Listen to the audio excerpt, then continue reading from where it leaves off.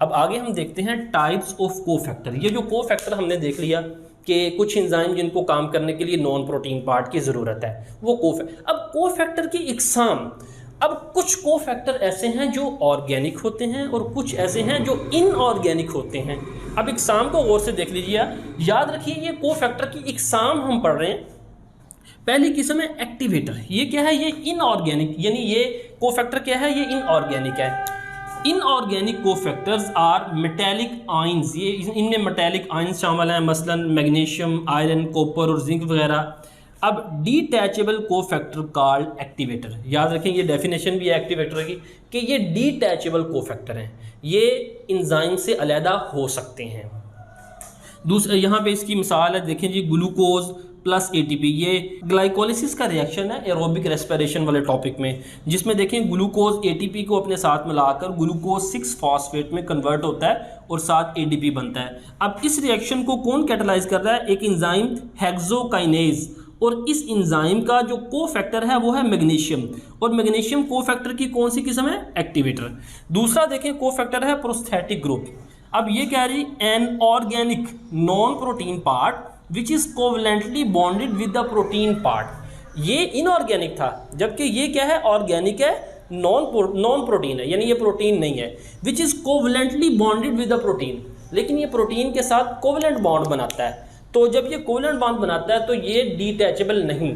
देखें ऊपर वाला क्या था? ये डिटैचेबल था, लिहाजा ये डिटैचेबल नहीं है क्योंकि ये कोवलेंट बॉन्ड बनाता है। इसकी मिसाल हम देखें, कार्बोहाइड्रेट्स इन ग्लाइकोप्रोटीन। प्रोटीन और कार्बोहाइड्रेट मिलकर ग्लाइकोप्रोटीन बनाते हैं, तो उसमें जो कार्बोहाइड्रेट है वो प्रोस्थेटिक ग्रुप है। इसी तरह पोरफिरिन रिंग जोन सी है जिसके दरमियान में आयरन होता है, वो पोरफिरिन रिंग जोन सी है, वो भी प्रोस्थेटिक ग्रुप है, वो एक एंजाइम साइटोक्रोम के साथ अटैच होती है। फिर अगली किस्म है कोफैक्टर की कोएंजाइम। ये क्या है? ये भी ऑर्गेनिक है, नॉन प्रोटीन है, but which is loosely attach. देखें प्रोस्थेटिक ग्रुप कोवलेंटली बॉन्डेड था एंजाइम के साथ, जबकि कोएंजाइम जो सा है ये एंजाइम के साथ loosely attach with the enzyme, closely related to vitamin. याद रखें कोएंजाइम जो सा ये विटामिन से रिलेट करता है। क्यों? क्योंकि they are the derivatives of vitamin, क्योंकि इनको विटामिन से ही ड्राइव्ड किया गया है, यानी इसका जो रॉ मटेरियल है वो वही है जो विटामिन का होता है। Only small quantity of vitamin needed because like enzymes coenzyme can be used again and again. यानी कोएंजाइम को बनाने के लिए, जैसा कि हमने कहा कि कोएंजाइम को बनाने के लिए मटेरियल विटामिन से ही लिया जाता है, विटामिन से ड्राइव्ड है।